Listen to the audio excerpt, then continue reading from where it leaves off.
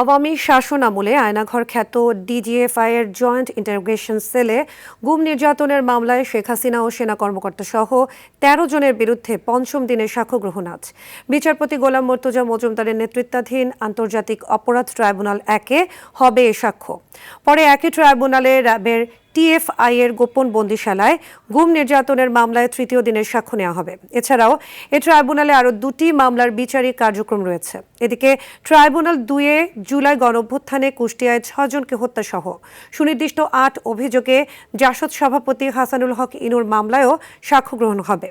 এছাড়াও এ ট্রাইব্যুনালে রয়েছে আরও একটি মামলার বিচার কাজ।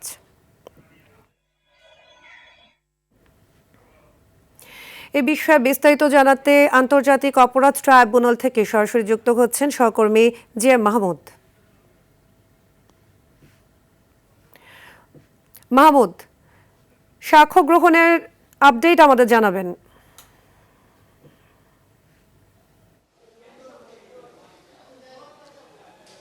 সাদিয়া, আন্তর্জাতিক অপরাধ ট্রাইব্যুনালে আজ মোট ৬টি মামলার বিচারিক কার্যক্রম রয়েছে। এর মধ্যে ট্রাইব্যুনাল ১-এ রয়েছে ৪টি মামলা এবং ট্রাইব্যুনাল ২-এ রয়েছে ২টি মামলা। এর মধ্যে জানিয়ে রাখি আপনাকে, ট্রাইব্যুনাল ২-এ ইতিমধ্যে কিন্তু সাভারের আশুলিয়ায় ৬ লাশ পোড়ানো সহ ৭ জনকে হত্যা মামলার রায় ঘোষণার যে তারিখ সেটি কিন্তু নির্ধারণ হয়েছে।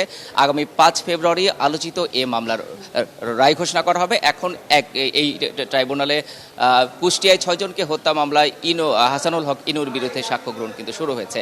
ট্রাইব্যুনাল ১-এ আজকে যে ৪টি মামলা রয়েছে এর মধ্যে র্যাব এবং ডিজিএফআই এর গুমের ২টি মামলা রয়েছে। এই ২টি মামলাতেই কিন্তু সাক্ষ্য গ্রহণ হবে, যদিও এ ট্রাইব্যুনালের বিচার কাজ এখনো শুরু হয় নাই। আমরা দেখেছি যে আসামিদের হাজির করা হয়েছে, হয়তো কিছুক্ষণের মধ্যে এ মামলার সাক্ষ্য গ্রহণ শুরু হবে।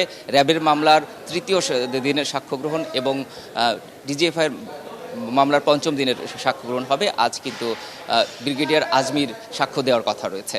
তো আমরা হয়তো পরবর্তী সংবাদে এই বিষয়ে আরও বিস্তারিত তথ্য আপনাকে জানাতে পারবো। আপাতত আন্তর্জাতিক অপরাধ ট্রাইব্যুনাল থেকে এ ছিল আমার কাছে সর্বশেষ তথ্য। সাদিয়া, ধন্যবাদ।